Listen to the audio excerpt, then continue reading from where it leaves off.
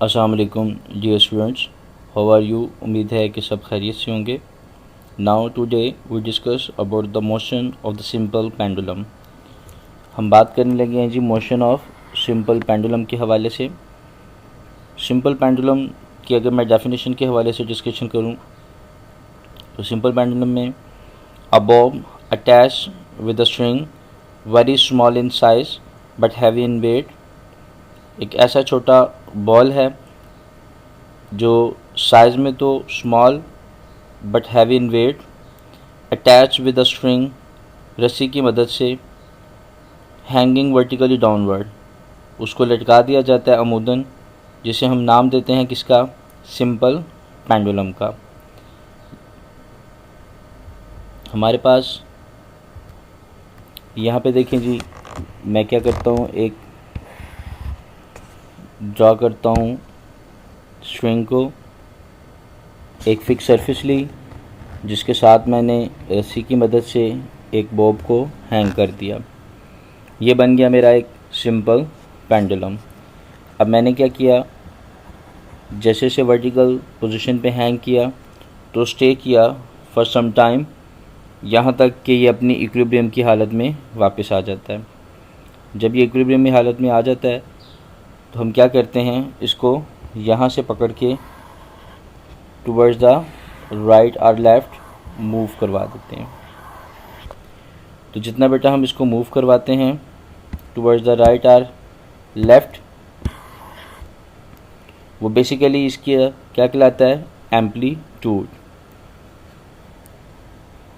इस बॉडी के ऊपर अगर मैं देखूं तो इस रस्सी में मौजूद एक टेंशन की फोर्स है, दूसरा इस बॉडी के अंदर इसका वेट है जो एक एंगल की वजह से दो कंपोनेंट्स डिज़ाइन करता है, एक अलोंग एक्स एक्सिस, एक अलोंग वाई एक्सिस। जैसे कि हमने रेजोल्यूशन ऑफ फोर्सेस का टॉपिक पढ़ा था 9th क्लास में, उस रेजोल्यूशन ऑफ फोर्सेस में ये था कि अगर कोई वेक्टर को उसके कंपोनेंट में कन्वर्ट करते थे तो हमारे पास एक वर्टिकल और एक हॉरिजॉन्टल दो कंपोनेंट आते थे, जिसमें से एक को हम नाम देते थे एफ वाई, जबकि दूसरा कहलाता था एफ एक्स। एफ वाई बराबर होता था एफ साइन ऑफ थीटा, जबकि एफ एक्स बराबर होता था F cos of theta. Same as it is यहाँ पे जो रिजल्टेंट फोर्स है वो बेसिकली वेट है, वेट ऑफ द ऑब्जेक्ट। तो इस लिहाज से अगर देखा जाए तो जो दो कंपोनेंट बनेंगे वो कौन कौन से बनेंगे, यहाँ पे मौजूद जो एफ़ है, इस एफ़ की जगह हम पुट कर देंगे वेट की वैल्यू, और वेट बराबर होता है किसके, एम जी के। तो इक्वेशन बनेगी एफ वाई के लिए equal to M G sine of theta.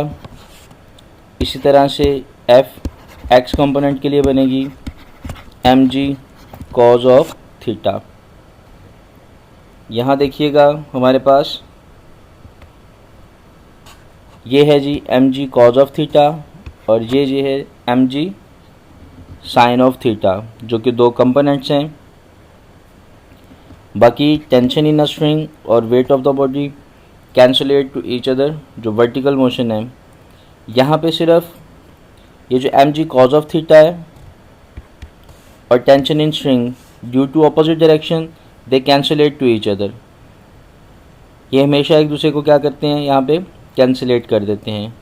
तो इस बॉब के अंदर जो रिस्टोरिंग फोर्स है वो सिर्फ़ और सिर्फ किसकी वजह से है, M G sine of theta की वजह से। और यही वो फोर्स है, रिस्टोरिंग फोर्स, जो बॉडी में मोशन पैदा करेगी व्हेन वी रिलीज इट, जैसे ही मैं इसको छोड़ दूंगा। ओके, नाउ लेट्स सी कि ये पेंडुलम किस तरह से मूव करता है। ये देखें बेटा, हमारे पास एक सिंपल पेंडुलम है जिसे हमने एक फिक्स सरफेस के ऊपर फिक्स कर दिया हुआ है। अब हम क्या करेंगे, इसको मूव करवाएंगे टुवर्ड्स द राइट साइड और इसकी मोशन को स्टडी करेंगे।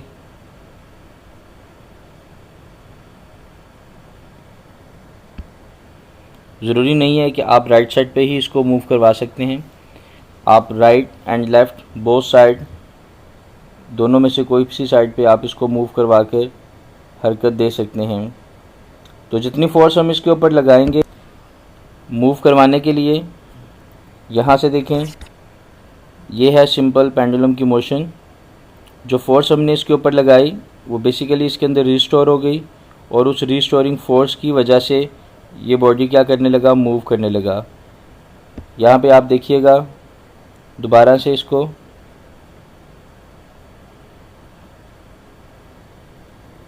अगर मैं इसकी कुछ कंडीशन बनाता हूँ यहाँ पे, तो 3 पोर्शंस हैं इसके। ये जो 2 हैं ये इसकी एक्सट्रीम पोजीशन कहलाएंगी और इसके जो सेंटर में अगर आप देख रहे हैं लाइन, तो ये सेंटर वाली लाइन जो है ये इसकी मेन पोजीशन कहलाती है। इसको सपोज करें मैंने ए का नाम दे दिया, दूसरी एक्सट्रीम पोजीशन को बी का नाम दे दिया, तो यहाँ पे हमारे पास 3 पोजीशन शो हो रही हैं। ओके स्टूडेंट्स, जब आपने देखा यहाँ पे बॉडी पोजीशन ओ पे था और ओ पोजीशन से पोजीशन ए एंड बी के दरमियान मूव करता रहा। जब ये ए पोजीशन से ओ पोजीशन पे आया तो ड्यू टू इनर्शिया ये यहाँ पे रुक नहीं सका और मूव कर गया towards the B, and after that to reach the extreme position B it get back towards the mean position O. जब ये एक्सट्रीम पोजीशन बी तक पहुँच गया तो उसके बाद वहाँ पे थोड़ी देर के लिए, एक लम्हे के लिए इसने स्टे किया, and after that it come back towards the mean position. लेकिन फिर से ड्यू टू इनर्शिया ये मेन पोजीशन पे ठहर नहीं सका बल्कि फारवर्ड मूव कर गया टुवर्ड्स द ए पोजीशन, और इसी तरह से ये ओ पोजीशन मेन पोजीशन जो है उस पोजीशन के आगे पीछे मुसलसल अपनी हरकत को दोहराता है, जिसे हम ऑसिलेशन मोशन का नाम भी दे सकते हैं, वाइब्रेटरी मोशन का नाम भी दे सकते हैं, और in other word you can say that simple harmonic motion का भी नाम दे सकते हैं। अब हमारे पास इस मोशन के दौरान मैंने जैसे आपको डिस्क्राइब किया था कि mg cos ऑफ थीटा ने टेंशन को कैंसलेट कर दिया, तो सिर्फ mg साइन ऑफ थीटा ही कंपोनेंट था जिसकी वजह से इस बॉडी में मोशन प्रोड्यूस हुई। तो mg साइन ऑफ थीटा जो उसका weight due to the weight by the restoring force, क्योंकि हमने वेट के अगेंस्ट वर्क डन किया था। Weight is the force of gravity which attract every body towards the centre of the earth. तो इसके ख़िलाफ़ हमने जो काम किया वो इसमें रिस्टोर हो गया, और रिस्टोर होने की वजह से उसने इस बॉडी को क्या किया, इस बॉब को towards the A and B to and from about mean position move करवाना शुरू कर दिया। जब ये पोजीशन ए पे था तो इसकी वेलोसिटी 0 थी। जैसे ही पोजीशन ओ की तरफ मूव करता गया तो इसकी वेलोसिटी इंक्रीज़ होती गई। फिर ओ से जब बी पोजीशन पे मूव किया तो आहिस्ता आहिस्ता इसकी वेलोसिटी डिक्रीज़ होना शुरू होगी और बी पोजीशन पे पहुंच के इसकी वेलोसिटी 0 हो गई। इसी तरह दोबारा जब ये पेंडुलम बी से ओ की तरफ मूव किया तो फिर से इसने वेलोसिटी में इंक्रीज़ लाना शुरू कर दिया, और टुवर्ड्स द ए पोजीशन जब ए पोजीशन पे पहुंचा तो इसकी दोबारा से वेलोसिटी जो थी वो 0 हो गई। स्पीड के बाद इसी तरह से अगर मैं एक्सेलरेशन की बात करूं तो एक्सेलरेशन क्योंकि पहले भी हमने प्रूव किया हुआ है कि डायरेक्टली प्रोपोर्शनल होता है मेन पोजीशन के, मेन पोजीशन से जो डिस्टेंस होता है जिसे एम्पलीट्यूड कहते हैं। तो जितना एम्पलीट्यूड ज़्यादा होगा डेफिनेटली ये बॉडी उतना ही ज़्यादा एक्सेलरेशन से मूव करेगा। तो अगर हम बात करें पोजीशन ए पे, तो पोजीशन ए पे इसका जो मैक्सिमम एम्पलीट्यूड है यहाँ से यहाँ तक आप देख सकते हैं, इसलिए एक्सेलरेशन की वैल्यू भी यहाँ पे मैक्सिमम होगी। जब वो पोजीशन ओ पे पहुँचेगा मेन पोजीशन पे तो डेफिनेटली उसका डिस्प्लेसमेंट कम से कम हो जाएगा, ऑलमोस्ट इक्वल टू 0। तो यहाँ पे इसकी एक्सेलरेशन की वैल्यू भी 0 हो सकती है, बल्कि कन्फर्मली 0 होगी। आफ्टर दैट जैसे ही उसका डिस्प्लेसमेंट बढ़ना शुरू हो जाता है टुवर्ड्स द बी, तो फिर से एक्सेलरेशन की वैल्यू इंक्रीज़ होना शुरू हो जाती है। तो आप यूँ भी कह सकते हैं कि acceleration is always directed towards the mean position, कि एक्सेलरेशन की जो सिमत है वो हमेशा मेन पोजीशन की तरफ ही होती है, चाहे वो ए से ओ की तरफ मूव कर रहा है या ओ से बी की तरफ। और इसके अलावा जो ए एक्सेलरेशन है वो डायरेक्टली प्रोपोर्शनल है इसके एम्पलीट्यूड डिस्प्लेसमेंट के। जितना ज़्यादा होगा एक्सेलरेशन की वैल्यू भी उतनी ही ज़्यादा होगी। तो बेटा ये जो 2-3 पैराग्राफ्स थे इनके अंदर जो भी बातें थी हमने उसको अंडर डिस्कशन ले लिया। अब नेक्स्ट हमारे पास यहाँ पे एक फॉर्मूला आता है, वो है जी सिंपल पेंडुलम का टाइम पीरियड। तो टाइम पीरियड किसे कहते हैं ये डेफिनेशन हम इसी टॉपिक पे आगे डिस्कस करेंगे, लेकिन फ़िलहाल हम जस्ट इसका फार्मूला यहाँ पे रीड आउट करेंगे कि T is equal to 2 pi under L over G, ये इसका फार्मूला है। यहाँ पे L फॉर ये जो लेंथ है सिंपल पेंडुलम की जो कि इसके सेंटर से होती है। इसी तरह से G जो है यहाँ पे ग्रेविटेशनल फोर्स ऑफ अर्थ है, 2 एक कांस्टेंट है, पाई रेडियन वैल्यू होती है, और यहाँ पे कैपिटल T जो है वो टाइम पीरियड को शो करता है। टाइम पीरियड जैसे यहाँ पे देख रहे हैं आप, यहाँ से पेंडुलम यहाँ पे मूव किया दूसरी एक्सट्रीम पोजीशन से वापस अपनी पहली एक्सट्रीम पोजीशन पे आ गया। तो इस दौरान इसने जो एक चक्कर काटा, एक साइकिल कंप्लीट किया, इसे हम नाम देते हैं 1 रेवोल्यूशन या 1 ऑसिलेशन या 1 वाइब्रेशन। तो इस दौरान जितना वक्त दरकार हुआ, जितना टाइम उसने इस दौरान हासिल किया, उसे हम नाम देते हैं टाइम पीरियड। नीचे इसकी डेफिनेशन लिखी हुई है, the time period of a pendulum is the time to complete the 1 cycle. 1 cycle, 1 vibration या 1 ऑसिलेशन को कंप्लीट करने के लिए जितना वक्त दरकार होता है उसे उसका टाइम पीरियड कहते हैं।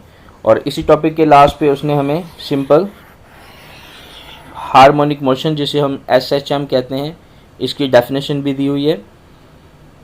Simple harmonic motion occur when the net force is directly proportional to the displacement from the mean position. के सिंपल हार्मोनिक मोशन उस वक्त अकर होता है जब उसकी नेट फोर्स जो है वो डायरेक्टली प्रोपोर्शनल हो जाए किसके, डिस्प्लेसमेंट के, कि जितनी फोर्स बढ़ाते जाएंगे डिस्प्लेसमेंट भी उतना बढ़ता जाएगा।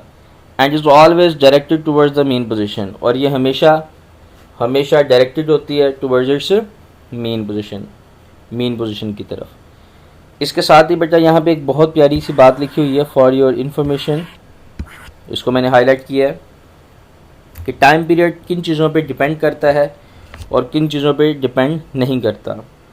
तो यहाँ पे उसने 2 बातें लिखी हुई हैं कि time period is independent from mass and amplitude, यानी कि ये जो बॉब है इसका मास जितना मर्जी बढ़ा दो या कम कर दो, इससे इसके टाइम पीरियड पे कोई फ़र्क नहीं पड़ता। इसी तरह से अगर मैं इसको यहाँ से यहाँ तक खींच के ले आता हूँ और छोड़ देता हूँ, या फिर यहाँ पे ले जाता हूँ और फिर छोड़ देता हूँ, या फिर और आगे ले जाता हूँ, तो ये बेसिकली मैं इसका क्या कर रहा हूँ, मीन पोजीशन से एम्पलीट्यूड इंक्रीज़ करता जा रहा हूँ। तो एम्पलीट्यूड जितना मर्जी इंक्रीज़ कर लें, इससे भी टाइम पीरियड पे कोई फ़र्क नहीं पड़ता। आज का लेक्चर कंप्लीट हो गया। अगर आप इससे अगला पार्ट देखना चाहते हैं तो आपको मेरे YouTube चैनल को सब्सक्राइब करना पड़ेगा, और उसके अंदर मौजूद इसी से जो नेक्स्ट रेलेवेंट टॉपिक है जिसमें आपके पास अंडर डिस्कशन होंगे ये पॉइंट्स, ठीक है, जो इसकी, और इसके अलावा ये चंद डेफिनेशंस हैं, और फिर ये हमारा टॉपिक जो है वो कंप्लीट हो जाएगा। तब तक के लिए अल्लाह हाफिज़।